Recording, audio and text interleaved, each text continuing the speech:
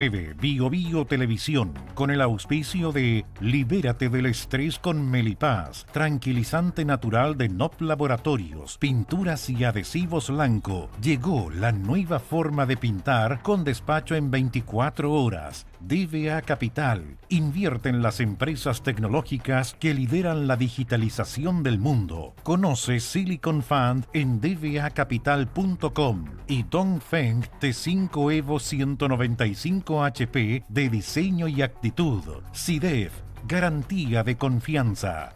Presentan la entrevista de Tomás Mochiati.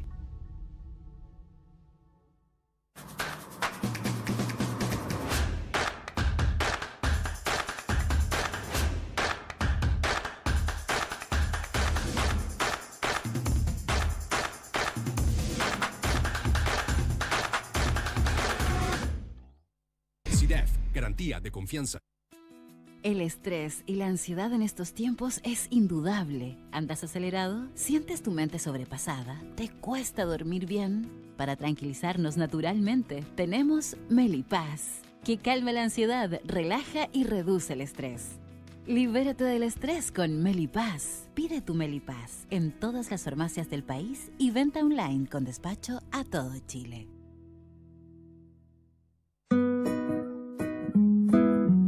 Ella le pone magia al color, nos hace muy felices, compartimos nuestro amor. Ponle magia tú también, deja la imaginación volar, que todo luzca hermoso como siempre está tu hogar. Mi mundo es mejor con Lanco.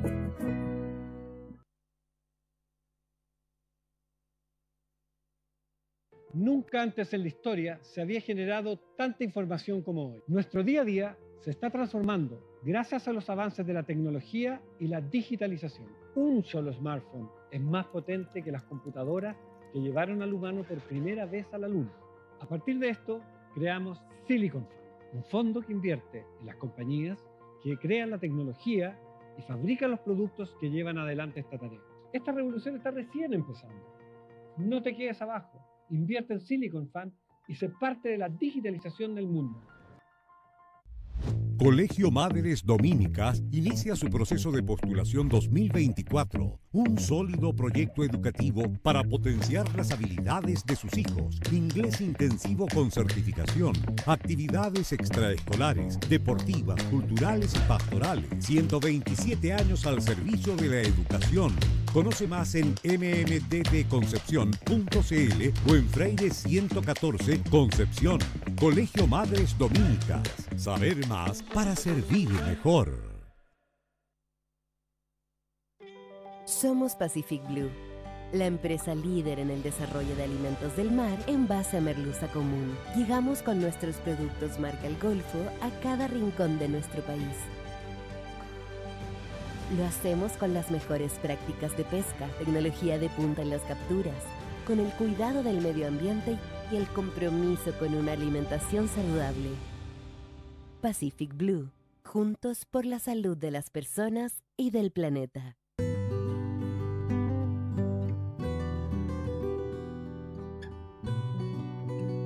Poder viajar, poder ver,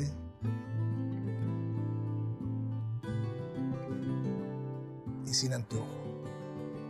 Siempre he soñado con ver las cataratas de Iguazú, porque las mías ya no las tengo. Si vas a decir adiós a tus cataratas, elige bien. Por experiencia. Novovisión, oftalmología de confianza.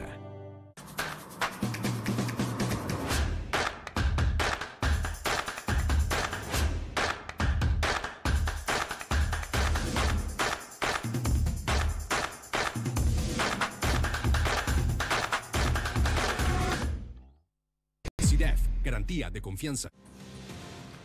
Se conmemoran los 50 años del golpe de Estado, los 50 años de un drama ocurrido en Chile que marcó hasta el día de hoy a todos nuestros habitantes, nuestros ciudadanos y las generaciones. Tengo aquí en la mesa 4 tomos de una obra de 6. Historia de Chile 1960-1910.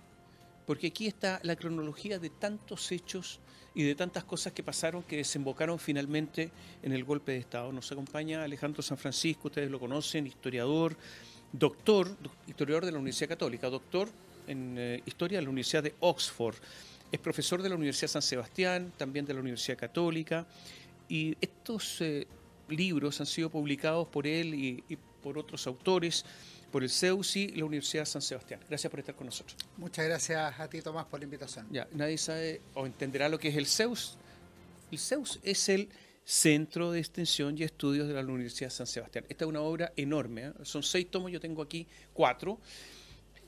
Y, a ver, para hablar con esto y para tener algún orden, comienzo preguntándote por lo que pasó con la democracia cristiana, porque es el antecedente, ¿no? El gobierno que antecedió al gobierno de Salvador Allende, y yo creo que es importante. En este libro, y solamente para entrar al tema, se dice por Mario Góngora, tú lo recuerdas, que esta fue el siglo XIX, el siglo XX, la época de las planificaciones globales, la que va de 1964 a 1980, pero él tiene un ensayo muy famoso sobre el Chile en el siglo XIX y siglo XX y dice, desde este año, 64 al 80, año de la época de las planificaciones globales. Gabriel Salazar habla de un Estado liberal revolucionario, lo recuerdas acá.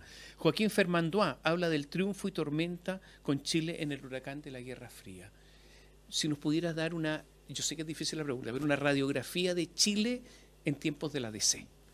Nosotros hablamos, Tomás, de una era de las revoluciones. Lo que se produce en el gobierno de la democracia cristiana es que se condensa una situación internacional muy potente en el marco de la Guerra Fría, pero también con el reciente triunfo de la Revolución Cubana en 1959, con las demandas que son propiamente nacionales, en que aflora un espíritu revolucionario. Nada puede estar fuera de la revolución demócrata cristiana o revolución socialista, dentro de una democracia que se jactaba de ser exitosa en el plano internacional como era la chilena, pero con un subdesarrollo económico y social bastante importante que se graficaba en pobreza, incluso miseria, en poblaciones callampa, en la gente que no terminaba la escuela y ciertamente no llegaba a las universidades, y con altos grados de desnutrición.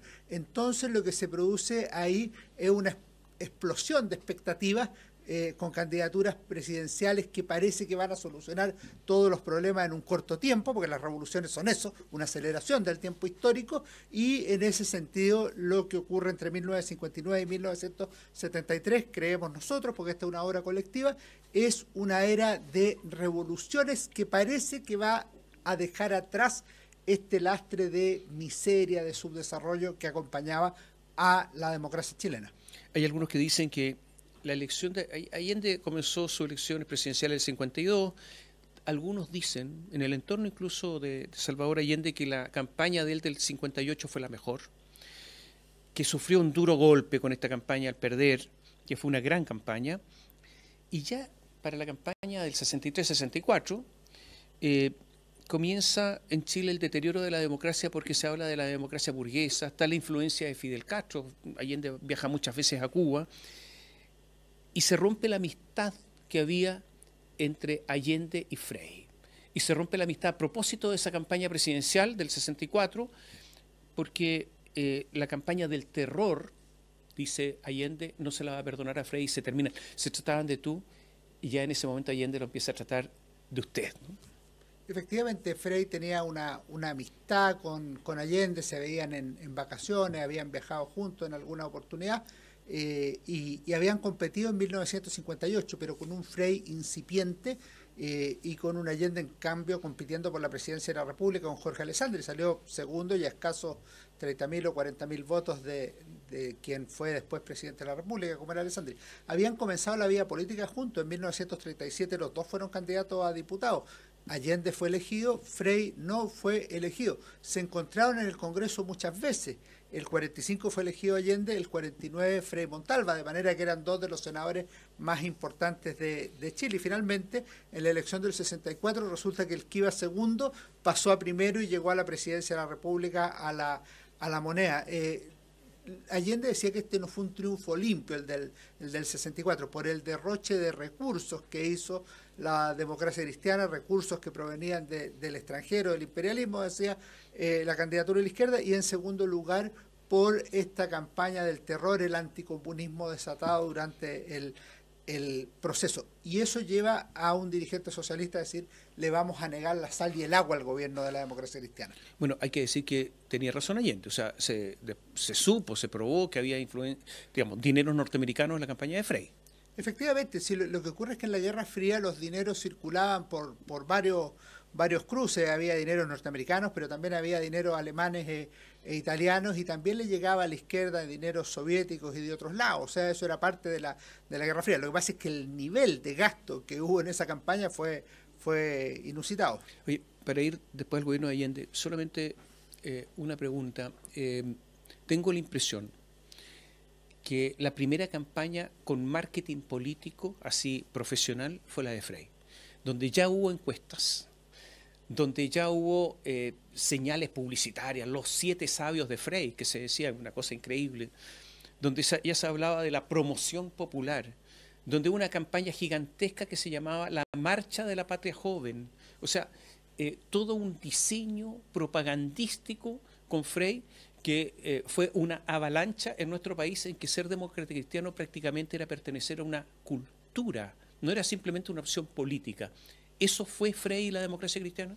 Yo estoy de acuerdo y creo que hay un símbolo que es bien potente, que es propio de los momentos históricos, que Frei representa el futuro. O sea, lo que tú dices de la Marcha de la Patria Joven, que es un invento de Germán Becker, que era un gran publicista, el de los clásicos universitarios, es anunciar que la historia va hacia allá, que es una cosa que en general tienen predeterminada los marxistas, pero no otros grupos de la sociedad. Aquí Frei se lo toma, y la Marcha de la Patria Joven, que es de Arica hacia Santiago y de Punta Arenas hacia Santiago, y que se termina juntando en ese gran acto en el Parque O'Higgins o Parque Cousiño. Realmente es impresionante, con un discurso magistral de Eduardo Frei Montalva, y efectivamente tiene ese sentido que tú señalas.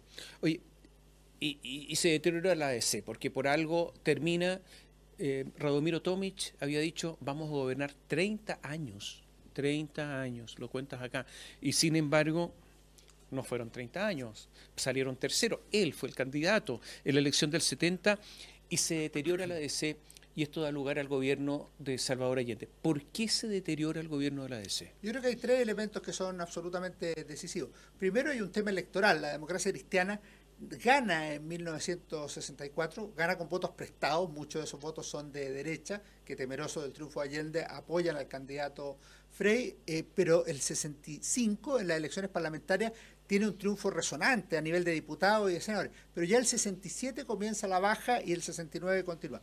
En segundo lugar, se produce una cuestión tremenda al interior de la democracia cristiana, que es la división interna. Hay facciones, están los freístas, que apoyan obviamente al presidente Eduardo Frei, pero también están los rebeldes y los terceristas, y esa cuestión termina dañando mucho al gobierno. Frei decía, yo puedo luchar siempre, pero hay algo que me desanima, y es la pelea con los nuestros. Y en tercer lugar, y eso termina con la salida del MAPO en 1969. Y en tercer lugar, por el candidato. Frei era el político más importante de Chile, pero Tomic no estaba a esa altura, de manera que tener a la candidatura a Tomic le permite a la izquierda tener a su mejor candidato Allende, a la derecha tener a su mejor candidato Jorge Alessandri, pero la DC no lleva a su mejor candidato, que es Frei Montalva, porque no puede reelegirse, sino que lleva a Tomic, que era una especie de profecía autocumplida, pero no necesariamente era el mejor para el cargo. Varias cosas más. El 67... la presidencia del Senado de Salvador Allende. Así es, fue elegido. Eso es muy importante. En diciembre del 66 fue elegido. Ejerció todo el 67, ¿no es cierto? Y lo otro es la división al interior de la ADC. Hay una famosa carta que está aquí en este libro de Tomic a Frei, año 67. Hay menos confianza que la que había, en que estamos gobernando bien, menos esperanza que antes, de que nuestra sea la revolución necesitada, ofrecida, y menos mística entre los militantes, etcétera, etcétera. O sea, la revolución nuestra no funciona. Así es. Tomic fue incluso más duro, le dijo a Frei, este ha sido un buen gobierno, pero no ha hecho la revolución, que es un ataque tremendo en una época en que el deber histórico era hacer la revolución y no simplemente hacer buenas cosas desde la moneda. Frei le contestó muy duro a Tomic y las relaciones estaban tensas entre ambos. Oye, y viene la elección de Allende. Es curioso lo de Allende porque Allende obtiene poco apoyo. Cuarta vez candidato, no tuvo un gran apoyo al interior del Partido Socialista para ser el candidato. Tuvo que negociar muchísimo. Sacó votos el año 70 sobre el candidato de la derecha, Jorge Alessandri, pero saqué menos votos que en elecciones anteriores. Sacó menos porcentaje que el año 64, por ejemplo, en el sentido de menos votación. También perdió la primera votación en el Comité Central del Partido Socialista. Después se tuvieron que bajar 2 de los votantes e incluso ahí ganó 12-11, o sea, ni siquiera fue un triunfo... Con muchas abstenciones. Con muchas abstenciones, o sea, no fue una gran victoria. Y además, al interior de la Unidad Popular, cuando empezaron las votaciones, no se impuso de inmediato y por eso terminó en 1969 y la UP no tenía candidato. Una persona me contaba que le preguntó en el Senado cuando se encontró con Allende, bueno, y hay humo blanco, ¿no? No hay humo rojo y va a haber humo blanco, o sea, les costaba mucho tener candidatura. Bueno, finalmente la presión del Partido Comunista y del Partido Socialista ya en la candidatura Allende termina llevando por cuarta vez a quien Neruda llamaba mi porfiadísimo compañero, o sea, Allende, a la presidencia, pero por ejemplo algunos sectores del MAPU y otros consideraban que era un candidato muy gastado, que ya tenía un techo muy probado, y puede que tuvieran razón, pero la división a 3 bandas le terminó favoreciendo. Vamos a hacer un pequeño alto. Yo te dejo la pregunta planteada. ¿Quién era Allende? ¿O siempre Allende fue el mismo? ¿O cambió? ¿Quién era Allende? Volvemos en un instante.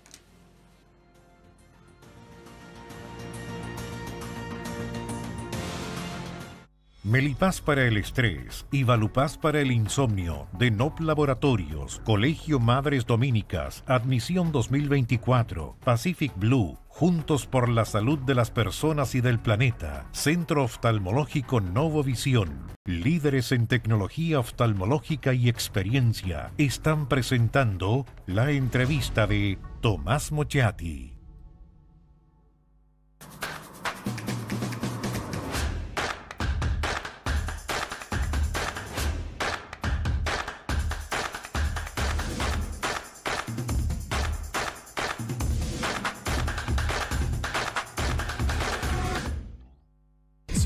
Garantía de confianza.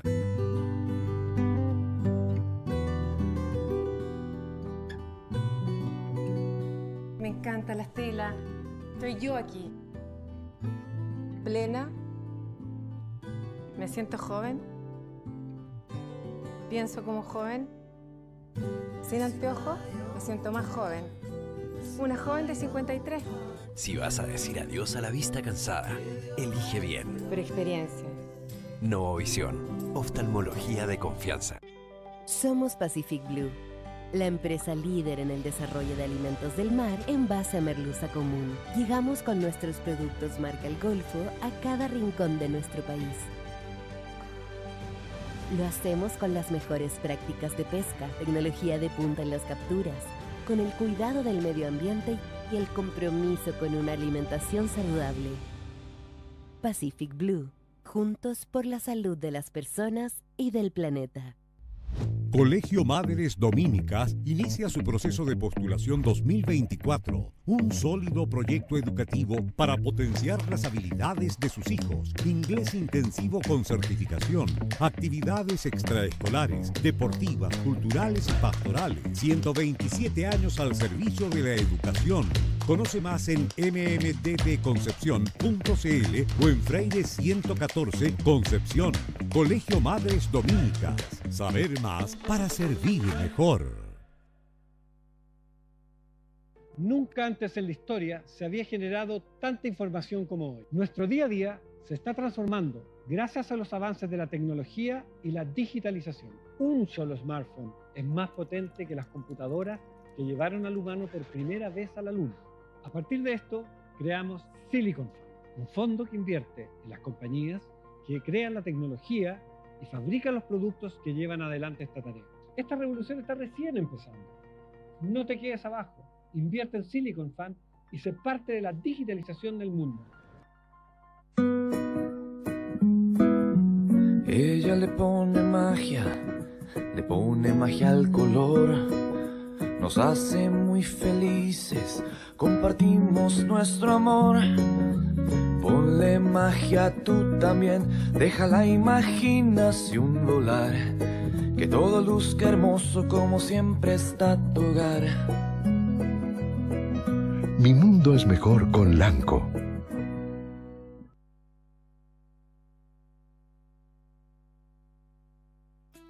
El estrés y la ansiedad en estos tiempos es indudable. ¿Andas acelerado? ¿Sientes tu mente sobrepasada? ¿Te cuesta dormir bien? Para tranquilizarnos naturalmente, tenemos Melipaz, que calma la ansiedad, relaja y reduce el estrés.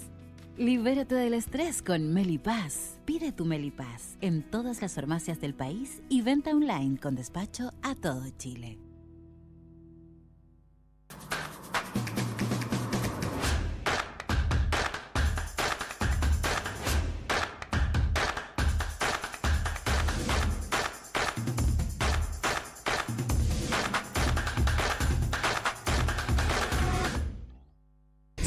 Garantía de confianza. Melipaz para el estrés y Valupaz para el insomnio de NOP Laboratorios, Colegio Madres Dominicas, admisión 2024, Pacific Blue, Juntos por la Salud de las Personas y del Planeta, Centro Oftalmológico Novovisión, líderes en tecnología oftalmológica y experiencia, están presentando la entrevista de Tomás Mochati. Conversamos con Alejandro San Francisco y la pregunta quedó absolutamente planteada. Es una pregunta grande, pero a ver, ¿quién era Allende? ¿Quién fue Salvador Allende? La pregunta genera un problema que nosotros lo analizamos desde hoy y nosotros tenemos la imagen de Allende post-73, que incluye la construcción del mito Salvador Allende. Entonces hay que tratar de bajarlo de la estatua y buscar al Allende vital, al Allende político, al que nació en 1908 y fue candidato en 1970. Allende fue un médico que se formó en la Universidad de Chile, ejerció muy poco, si bien siempre le preocuparon los temas de salud y sociales, y que desde 1937 en la práctica se dedicó a la política dentro del Partido Socialista, que había sido fundado 4 meses antes. Fue ministro de Salud de Pedro Aguirre Cerda y desde el 45 fue elegido senador 4 veces consecutivas, el 53, 61 y 69 por última vez. Desde el 52 al 70, 4 veces candidato presidencial. O sea, una persona comprometida de por vida en la política. ¿Qué podríamos decir? Era una persona que tuvo una trayectoria democrática bien destacada en Chile, pero paralelamente en la división que tuvo el mundo, él adhirió a las doctrinas antiimperialistas contrarias a los Estados Unidos, partidario de la revolución en distintos lugares del mundo, se hicieran estas por la vía pacífica o violenta. Desde 1956, cuando se formó el Frente de Acción Popular, FRAP, él se comprometió con la vía chilena. Si aceptaba otras fórmulas, el régimen de Stalin en Rusia, el de Fidel Castro en Cuba o Ho Chi Minh en Vietnam, era porque eran realidades distintas a las chilenas. En Chile él creía que debía desarrollarse la vía chilena del socialismo, al punto que algunos hablaban de la vía allendista. Pero a partir del 59 podríamos decir que se vio fascinado, embelesado por la revolución cubana, viajaba prácticamente todos los años a Cuba, esto lo cuenta él mismo en un discurso en La Habana, y ahí fue donde le regala el Che Guevara su famoso libro Guerra de Guerrillas, con esa dedicatoria a Salvador Allende, que por otros medios busca lo mismo. Y para terminar, si tú miras 1967, que es un año decisivo, con Allende presidente del Senado, Allende fue a la OLAS, a la Organización Latinoamericana de Solidaridad, presidía la OLAS. La OLAS promueve la revolución violenta armada en América Latina, pero Allende dice sí para América Latina, pero no para Chile. Pero ojo, ese mismo año, y producto de la OLAS, el Partido Socialista cambia su declaración y en el Congreso de Chillán de noviembre asume que la violencia revolucionaria es inevitable y es legítima para llegar al poder. Pero curiosamente el 70 lo hace, la llegada al gobierno, no al poder, por la vía electoral. Entonces tenía esta situación contradictoria o ambigua en la última parte. Bueno, comenzó con una declaración del PS en Linares el 65, que ahí el Partido Socialista se empezó a decantar hacia allá. Esto, a ver, embarcó a toda la izquierda, la embarcó en este tipo de cosas. La democracia cristiana sufrió erosiones, porque resulta que se forma el MAPU, Rodrigo Ambrosio, Enrique Correa, Julio Silva Solar, etcétera, y se declaran marxistas, gente que era de la democracia cristiana, y en ese tiempo era el marxismo-leninismo, incluso anteriormente el Partido Comunista había dicho somos marxistas, leninistas, stalinistas, o sea, hay una oda de Pablo Neruda y también de Salvador Allende a Stalin, en fin, se fue para allá la cosa y era muy difícil, por ejemplo, ser un intelectual, un escritor, si no se adhería a esa izquierda en esos tiempos, y bueno, en medio de esto, Allende llega a la presidencia, en una presidencia con poco voto, como eran todas las presidencias anteriores. Es decir, si tampoco Frei tuvo tantos, salvo que estaba unido con... Y tampoco Alessandri tuvo tantos frente a Allende. Entonces, era la rutina de la época ganar, pero con poco porcentaje de votos, ¿no? Sí, con un problema adicional a eso de los pocos votos, porque el gobierno de Allende era un gobierno de doble minoría. Por un lado, había obtenido el 36% de los votos en la elección presidencial, lo que le permitía ser elegido por el Congreso Pleno él o el candidato Jorge Alessandri, que había obtenido 34,9%, según establecía la Constitución. Fue elegido Salvador Allende. Por otro lado, tenía minoría en la Cámara de Diputados y en el Senado. Por ende, requería los votos de la democracia cristiana, los tuvo previa aprobación del Estatuto de Garantía Democrática o Estatuto de Garantías Constitucionales. Pero el 5 de noviembre de 1970, Allende dio uno de los discursos que yo considero los más importantes de la vida y del gobierno de la Unidad Popular, cuando, citando a Engels, sostuvo que la revolución puede ser realizada de manera pacífica, legal o democrática en aquellas sociedades donde la mayoría del pueblo es partidaria de la revolución o donde la mayoría del órgano representativo es partidario de la revolución. Y agrega, este es el caso de nuestro Chile hoy. Bueno, ahí había un problema de lectura, no de lectura de Engels, que me parece que estaba bien leído, había un problema de lectura de la realidad nacional, porque la mayoría del pueblo de Chile no se había pronunciado por el cambio revolucionario que proponía la Unidad Popular, y porque la mayoría del órgano representativo tampoco lo estaba. Podría haber cambiado eso en 1973, en las elecciones parlamentarias, pero en ese minuto, probablemente por el jolgorio de la victoria, 2 días antes había llegado a la Moneda, había un ambiente de fiesta que todavía no se convertía en drama, si usamos esta diada que ocupa Tomás Mulián. Bueno, me parece a mí que Allende sobreinterpreta el resultado electoral y cree que estamos en la profecía de Engels que se está cumpliendo en el último lugar del mundo. En algún momento Allende dijo, no soy presidente de todos los chilenos, y por lo tanto tampoco con esas palabras para quienes no habían votado por él, que era la mayoría, no votaron por él, naturalmente que empieza a producir alguna distancia.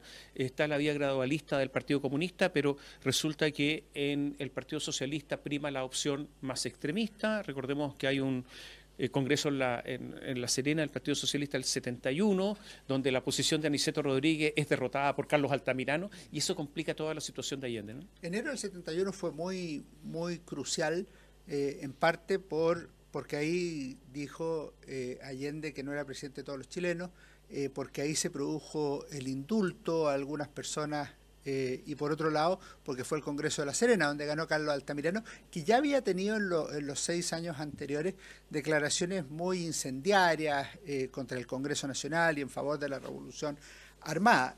Altamirano sería uno de los grandes dolores de cabeza de Allende hasta el 11 de septiembre de 1973. Y efectivamente, si uno mira el polo más revolucionario, más radicalizado entre 1971 y 73, es el polo Partido Socialista de Altamirano con el movimiento de izquierda revolucionario MIR, y que se había fundado en 1965, definido como marxista-leninista, y que consideraba que los grupos parlamentaristas tradicionales de la izquierda, es decir, el socialismo y el comunismo, tendían a desarmar al pueblo optando por la vía electoral. De manera que esa tensión de los dos polos de la Unidad Popular se mantendría de manera permanente y tratarían de resolverlo internamente, pero no habría solución. El año 1971 fue un gran año para la Unidad Popular, le fue muy bien, pero empezaron algunos signos. Por ejemplo, Está esto del Partido Socialista, obviamente, pero también hay una elección complementaria donde por primera vez se une la ADC con la derecha, donde sale elegido Rafael Moreno y Sergio Díez. Y resulta que ahí por primera vez se une la oposición, una democracia cristiana que estaba muy a la izquierda. El programa de Tomic no tenía muchas diferencias con el de Allende. Y ahí se unen y empieza la debacle, empieza había esta estatización de empresas, tomas permanentemente, y una inflación que se empieza a desatar después, que llega, entiendo que el último año al 600%. El primer año podríamos decir que es el año exitoso, el año de la fiesta del consumo. Es un año en que la gente tiene más dinero en los bolsillos, algo insostenible, por supuesto, en el tiempo. Es el año en que en las elecciones de abril, que son municipales, la Unidad Popular obtiene la mitad de los votos, es decir, tiene más votos que la Democracia Cristiana y el Partido Nacional sumados. Es el año en que se aprueba por unanimidad la nacionalización del cobre en julio. Es el año en que Neruda obtuvo el Premio Nobel de Literatura. Uno puede decir, oye, pero ¿eso qué tiene que ver? Mucho, era amigo de Allende, era comunista, fue precandidato presidencial. Ahora, tiene dos hitos que a mi juicio van a ser decisivos. Primero, el asesinato de Edmundo Pérez Sujovic en junio del 70, que tiene mucho que ver con lo que tú señalabas, que aliena a la democracia cristiana del gobierno de la Unidad Popular y lo lleva a la oposición. Lo marcaron, dijo Eduardo Frei en sus palabras recordando a Pérez Sujovic. Y segundo, el viaje interminable de Fidel Castro desde el 10 de noviembre hasta el 4 de diciembre de 1971, que generó la primera protesta más o menos popular o social, que fue la marcha de las cacerolas vacías. Eso llevó efectivamente a un acercamiento de los opositores de la derecha del Partido Nacional y de la democracia cristiana, y lleva al pacto de omisión para las elecciones de enero del 72. Yo me equivoqué, no era 71, enero del 72. Es que el pacto fue el 71. Exacto, pero la elección era en enero del 72, sí. Y eso lleva a que se abstenga la derecha en Rancagua, en esa provincia, y gana Rafael Moreno, y se abstenga la ADC en el triunfo de Sergio Díez. Se produce la nacionalización del cobre, lo que despertó una algarabía nacional, pero también la estatización de muchas empresas. Se estatizó la banca en nuestro país, toda, casi toda, prácticamente sí. Toda, y empieza a producirse una división en la sociedad chilena muy, muy fuerte. Nacen los cordones industriales, que no existían como asunto político, y viene el paro de octubre de 1972, porque se intentaba nacionalizar también el transporte, y eso fue a lo mejor hubo muchos puntos importantísimos, pero este fue uno de ellos, ¿no? Es bien interesante lo que tú dices, porque todo lo que señala la estatización de la banca, de la gran minería del cobre, de otra minería, de otra empresa, todo eso estaba en el programa de la Unidad Popular, o sea, no tenía nada de creativo ni sobreviniente, no fue una trampa de Allende a los electores ni a nadie. Ahora, lo que ocurre en octubre es de estos errores grandes que se cometen en política, porque se intenta en Aysén crear una empresa de transporte estatal, se produce una protesta local que podría haberse aplacado en pocos minutos, pero que va creciendo como una ola en un ambiente muy politizado y polarizado, y eso significa que en pocos días crezca la protesta y pase de ser meramente por los transportes a tener una serie de demandas. Si uno lee el pliego de Chile, por ejemplo, que se presentó en esos días, no hay ningún tema que no esté presente. O sea, hay temas económicos, hay temas políticos, hay temas sociales, hay temas de comunicaciones respecto de la radio.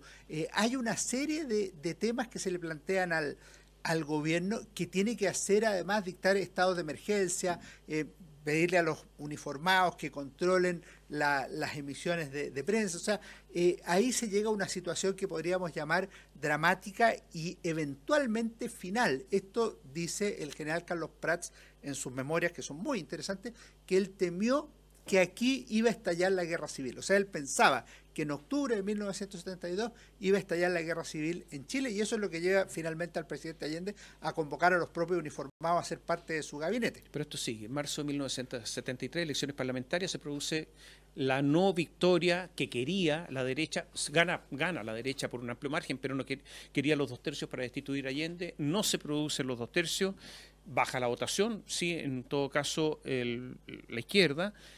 Y después vienen toda la representación de ilegalidades de la Corte Suprema, de la Cámara de Diputados, muy importante, incluso también de la Contraloría General de la República, que rechazaba los decretos por ser ilegales, y el presidente utilizaba muchísimo el famoso decreto de insistencia, y comienza a deteriorarse también cierta institucionalidad que le empiezan a reprochar al presidente ilegalidades. Claro, las elecciones de marzo podrían haber sido una gran oportunidad de resolución democrática del conflicto político. Si hubiera ganado la Unidad Popular en las dos cámaras, se podría haber hecho la profecía de Engels, o sea, la vía chilena al socialismo. Perdió la Unidad Popular, pero la oposición, demócrata cristiana y nacional, más los partidos de Democracia Radical y otros pequeños, tuvieron un triunfo inútil. Esto significa que el 55% no les servía para nada. No podían deponer al presidente de la República, no podían avanzar mucho más, salvo acusar constitucionalmente a algunos ministros.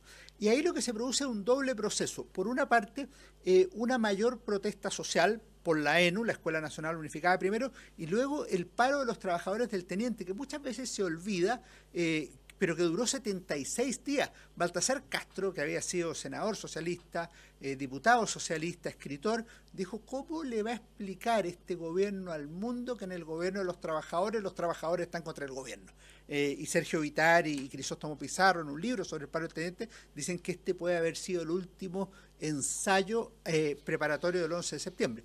Y después viene lo que tú dices, es decir, la crisis institucional. La Corte Suprema representando al gobierno la grave vulneración de la legalidad, la Contraloría General de la República no tramitando algunos decretos precisamente por su ilegalidad. Ahora, cuando se junta este cambio en la correlación de fuerzas por una parte, y por otro lado, la sensación de que el gobierno está superando la Constitución y las leyes, llegan de inmediato otras cosas que en la historia han ocurrido, el 91 y el 24-25, que es la insinuación o la llamada a las Fuerzas Armadas para que empiecen a resolver el conflicto. O sea, se pasa de la politización militar a la militarización de la política. Y ahí, cuando uno mira, por ejemplo, la situación en mayo, julio, junio-julio, viene el tanquetazo, que es un ejercicio violento de intento de toma del poder por parte de un grupo de militares de la oficialidad media, de la suboficialidad. Del regimiento Win. Oye, se habla mucho de que Allende iba a llamar a un plebiscito para descomprimir esto acerca de la continuidad del gobierno o no. ¿Qué antecedentes hay sobre este eventual llamado plebiscito? El tema del plebiscito es un tema que circula desde 1971, o sea que es tema y aparece en documentos.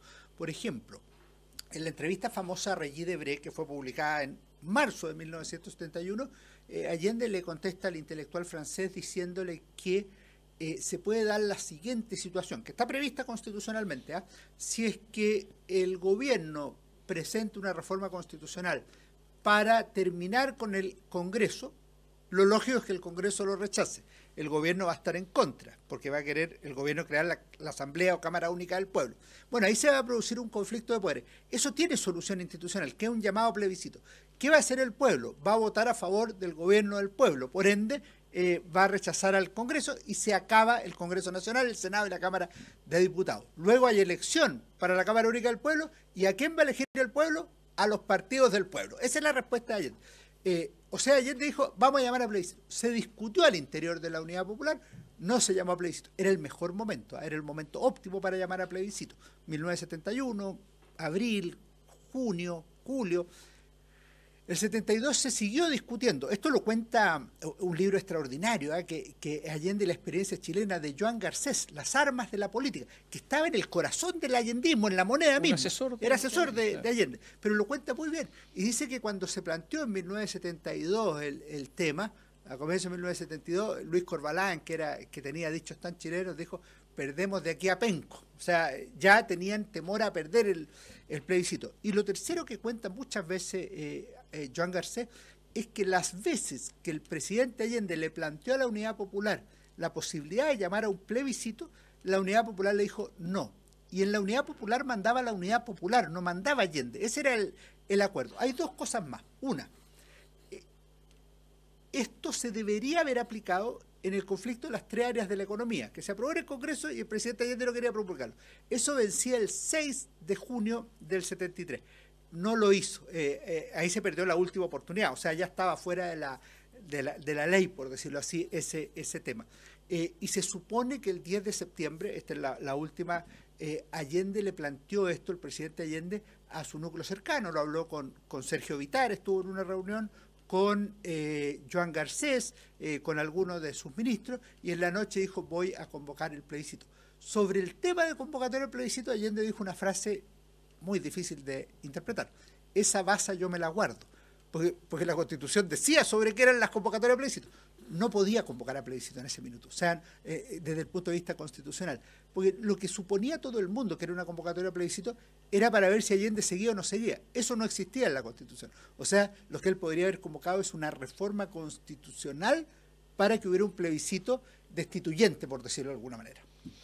Yo sé que faltaron muchas cosas, se nos va el tiempo, pero si alguien quiere saber de todo esto, aquí, con estos libros. Son 6 tomos, aquí hay 4. ¿Y vienen más? ¿Y vienen más? Vienen más, sí, vienen más.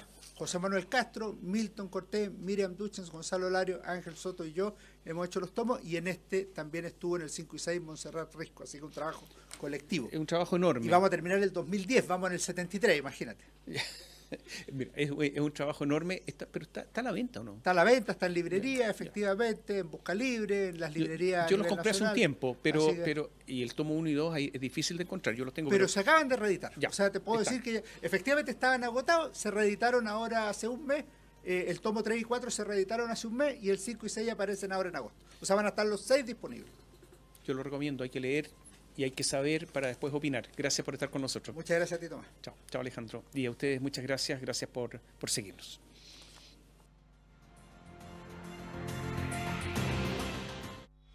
Canal 9 Bio Bio Televisión, con el auspicio de Libérate del estrés con Melipaz, tranquilizante natural de NOP Laboratorios, pinturas y adhesivos Lanco. Llegó la nueva forma de pintar con despacho en 24 horas. DVA Capital invierte en las empresas tecnológicas que lideran la digitalización del mundo. Conoce Silicon Fund en dvacapital.com y Dongfeng T5 Evo 195 HP de diseño y actitud. SIDEF, garantía de confianza. Presentaron la entrevista de Tomás Mochiati.